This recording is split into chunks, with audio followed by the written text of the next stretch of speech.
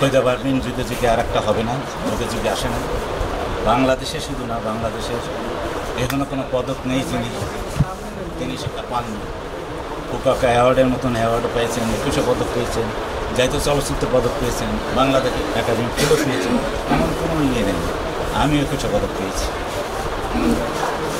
একজন national awardee এবং একজন আন্তর্জাতিক খ্যাতিসম্পন্ন একজন শিল্পী, যে একটা ফকিরের গানকে সারা পৃথিবীর দরবারে নিয়েছে।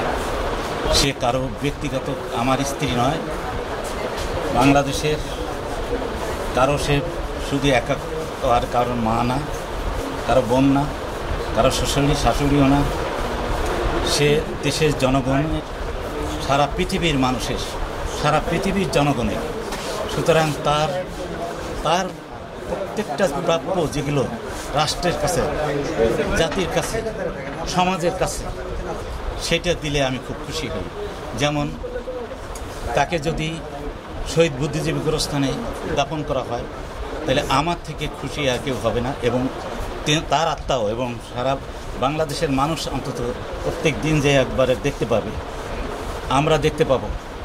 এখন একটা ন্যাশনাল অ্যাওয়ার্ডিকে আপনি বাইরে নিয়ে একটা জায়গায় রাখবেন, সেটা আমি কখনো সেটা আশা করি না।